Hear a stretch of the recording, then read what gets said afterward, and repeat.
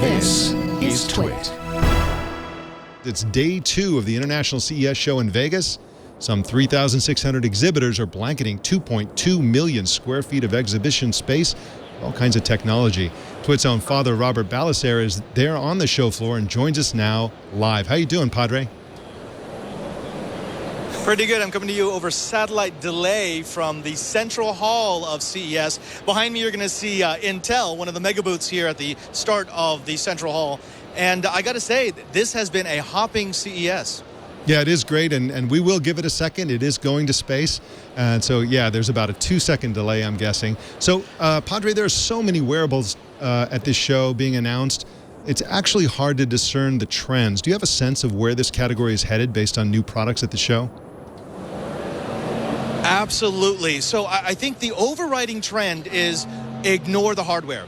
Everybody has hardware. Everyone has a band. Everyone has a gadget that goes onto your clothing or into your bed. Everyone has something that will run your home automation. But the big trend has been what happens in the back end. I think the wearables have already become commodities, and the companies that are going to be making a move are the ones that are actually taking the information from that wearable internet, the internet of wearable things, and turning it into usable information.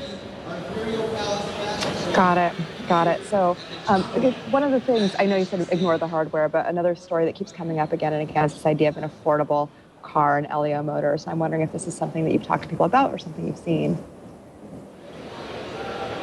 Yeah. Well, again, one of the things that we've seen is that the first generation was just information. You had your Fitbits and you had your devices from Microsoft that gave you basic information. Then you went from information to analysis, where you would have things that would suggest a workout plan for you. And now we've got companies that are taking that information, doing big data correlations on them, and selling them back to the corporations that want to buy you. I think that's actually the wearable revolution. Now, Padre, there seems to be something of a battle brewing between Intel and NVIDIA. There's a lot of really interesting tech coming out of both companies, and some really interesting commentary and sort of philosophy coming out of these companies as well. Intel, we know, has become a huge powerhouse in the Internet of Things. Both these companies want to be involved in cars. Both want to be involved in the living room. Both want to be involved in mobile, all these other areas. What are you sensing in terms of this battle? How is this shaking out there at CES?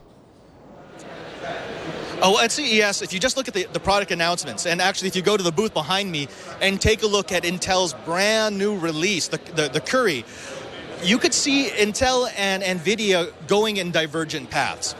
At the beginning of CES, NVIDIA released the Tegra X1, 256 GPU cores on top of 8 CPU cores.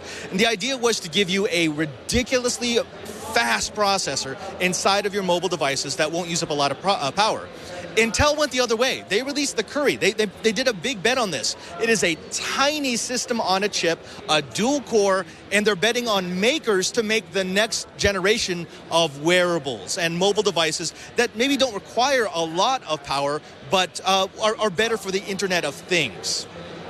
Another thing that came out, this is not necessarily related to hardware, it's not necessarily related to Internet of Things or data, but Intel announced at the conference that they're committing a lot of money to workplace diversity. And I'm wondering if after that announcement, that's something that created chatter at CES, so if it broke up some of the conversation around gadgets, data, wearables. Exactly. And that's why if you look at the Intel booth behind me right now, about half of the booth is dedicated to non-traditional Intel devices. They've got Oculus in there. They've got a huge maker space. And they're betting that their chip in all these devices means they get more data points than everybody else. It's a subtle philosophical shift from just making faster and faster processors.